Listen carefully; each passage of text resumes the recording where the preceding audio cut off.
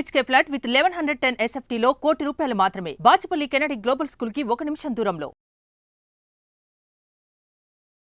నమస్తే, welcome to Suman TV. నేను విష్ణు. ప్రస్తుతంతో పాటు సర్టిఫైడ్ ఫైనాన్షియల్ ప్లానర్ మాధవిరెడ్డి గారు ఉన్నారు. వారితో మాట్లాడదాం. నమస్తే మాధవిరెడ్డి గారు. నమస్తే అండి. మాధవిరెడ్డి గారు, నిన్న ఒక బిజినెస్ మ్యాగజైన్ ఒక ఆర్టికల్ చదివాను. అంటే ఇప్పుడు మార్కెట్స్ బాగా ఆల్ టైమ్ హైలో ఉన్నాయి కాబట్టి చాలామంది రిస్క్ని తగ్గించుకునేందుకు ఈ మల్టీ క్యాప్, ఈ ఫ్లెక్సీ క్యాప్ ఫండ్స్లోకి వెళ్తున్నారంట. సో ఎందుకంటారు వీటిల్లో కాన్సన్ట్రేషన్ చేస్తున్నారు? ఈ రెండింటి మధ్య ఉన్న డిఫరెన్స్ అంటే ఒకసారి చెప్పగలరు? సో ఇప్పుడు మార్కెట్స్ హైగా ఉన్నాయండి. సో ఇప్పుడు అంటే ఎస్పెషల్లీ ఇంతవరకు మనం చూసుకుంటే ఎక్కువగా మిడ్ క్యాప్స్లో పెట్టారు, తర్వాత ఎక్కువగా స్మాల్ క్యాప్స్లో ఇన్వెస్ట్ చేశారు. సో మనం రీసెంట్గా కూడా చూస్తే లార్జ్ క్యాప్ కన్నా మిడ్ అండ్ అంటే మార్కెట్ పడుతున్నప్పుడు ఎక్కువగా లార్జ్ క్యాప్ కన్నా మిడ్ అండ్ స్మాల్ క్యాప్ ఎక్కువ కరెక్ట్ అయిపోతుంది.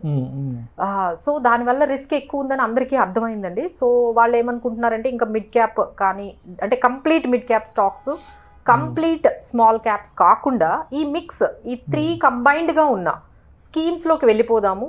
సో అందులో మిడ్ క్యాప్ ఉంటుంది, స్మాల్ క్యాప్ ఉంటుంది, లార్జ్ క్యాప్ ఉంటుంది. సో వీటిల్లో మనకి ఎక్కువ డైవర్సిఫికేషన్ అవుతుంది, ఎక్కువ సెక్టార్స్ డైవర్సిఫికేషన్ ఉంటుంది, అలానే మార్కెట్ క్యాపిటలైజేషన్ డైవర్సిఫికేషన్ కూడా జరుగుతుంది. సో ఫస్ట్ అంటే జనరల్గా బేసిక్ క్వశ్చన్ చాలా మందికి తెలిసే ఉంటుంది, అసలు లార్జ్ క్యాప్ స్టాక్స్ అంటే టాప్ 1 నుంచి 100 అండి. అంటే based on their market capitalization వాళ్ళు ర్యాంకింగ్ ఇచ్చారు. ఇప్పుడు మనకి మార్కెట్లో ఇప్పుడు నిఫ్టీలో మనం ఎన్ఎస్సిలో చూసుకున్నట్లయితే ఒక 16 to 1700 స్టాక్స్ మనకి లిస్ట్ అయి ఉన్నాయి.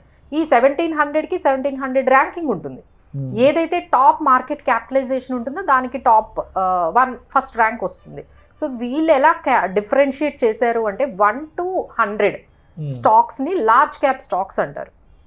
తర్వాత 100 నుంచి 250 వరకు ఉన్న ర్యాంక్ ఉన్న స్టాక్స్ ని మిడ్ క్యాప్ స్టాక్స్, 250 తర్వాత ఉన్న వాటిని అన్నిటినీ కూడా మనము స్మాల్ క్యాప్ స్టాక్స్ అంటాం. సో ఇలా డిఫరెన్షియేట్ అనేది సెబీ ఎప్పుడైతే చేసేసిందో సో కొన్ని రెస్ట్రిక్షన్స్ కూడా తెచ్చిందండి. అంటే దానివల్లే మనకి డిఫరెన్సియేషన్ కనిపిస్తుంది మల్టీ క్యాప్కి, ఫ్లెక్సీ క్యాప్కి. సో ఎప్పుడైతే ఈ మార్కెట్స్ హైలో ఉన్నాయో చాలా మంది కూడా ఇంకా complete mid cap, complete small cap ఇలా కాకుండా మిక్స్ అయిన వాటిలోకి వచ్చేసారండి. So that is very good.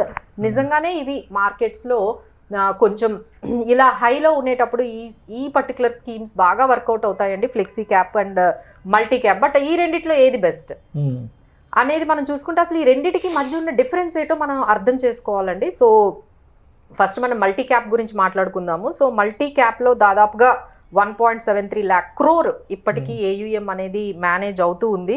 ఇందులో ఏంటంటే 40% అంటే జనరల్గా చూసుకుంటే 40% లార్జ్, 25% మిడ్ క్యాప్, 25% స్మాల్, 30 వరకు స్మాల్ క్యాప్, ఇలా ఈ విధంగా వాళ్ళు మేనేజ్ చేస్తున్నారండి. బట్ సెబీ మ్యాండేట్ అనేది దీనికి ఒకటి ఉంది. అంటే సెబీ ఏం చెప్తుందంటే మీరు ఆ 3 సెగ్మెంట్స్ అయిన లార్జ్, మిడ్ అండ్ స్మాల్లో మినిమం 25% పెట్టాల్సిందే. As per SEBI mandate every category should have at least allocation of 25%. అంటే మీరు 25 లార్జ్లో ఉండాలి, 25 మిడ్లో ఉన్నారు, 25 స్మాల్ క్యాప్లో కూడా పెట్టాలి. ఇంకా తర్వాత ఎక్స్ట్రా ఏదైతే ఉందో అది కొంచెం మీరు అటు ఇటుగా కొంచెం పెంచుకోవచ్చు అని చెప్పారు. బట్ వేరాజ్ ఇప్పుడు మనం ఫ్లెక్సీ క్యాప్కి వస్తే అలాంటి మ్యాండేట్ ఏం లేదండి. మార్కెట్ కండిషన్ బట్టి వాళ్ళు 50% అయినా ఇప్పుడు మన మార్కెట్ చాలా హైగా ఉన్నాయి, ఇప్పుడు ఏం చేస్తారు వాళ్ళు 60% వరకు కూడా లార్జ్కి వెళ్ళిపోతారు.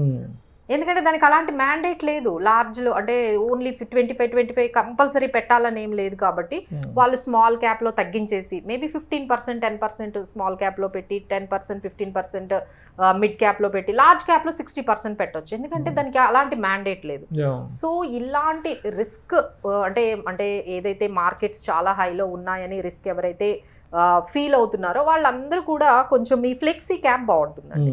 ఎందుకంటే ఇందులో వాళ్ళు మార్కెట్ కండిషన్ బట్టి వాళ్ళు మార్చుకోవచ్చు. ఫండ్ మేనేజర్ హ్యాస్ ద డైనమిక్గా వాళ్ళు డెసిషన్స్ తీసుకోవచ్చు ఎటువంటి మ్యాండేట్, సెబీ మ్యాండేట్ లేకుండా. బట్ వేరాజ్ మీరు మల్టీ క్యాప్కి వచ్చేసారంటే కొంచెం రిస్క్ ఎక్కువ ఉంటుందండి. ఎందుకంటే సెబీ మ్యాండేట్ ప్రకారం వాళ్ళు ఎలా అంటే అలా చేయడానికి లేదు, మినిమం 25% ఈచ్ పెట్టాల్సి ఉంటుంది. సో వీ రికమెండ్ మీకు రిస్క్ కొంచెం తక్కువ కావాలి అనుకుంటే మీరు ఫ్లెక్సీ క్యాప్కే వెళ్ళిపోండి. ఎందుకంటే రిటర్న్స్ చూసుకున్నట్లయితే 3 years రిటర్న్స్ మనము ఫ్లెక్సీ క్యాప్ కానీ పెద్ద డిఫరెన్స్ ఏం లేదండి.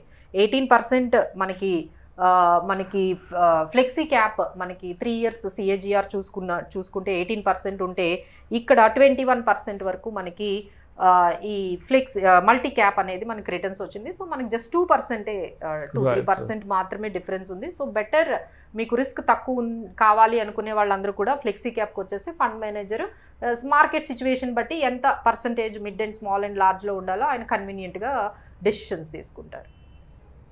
Thank you so much Madhavi గారు.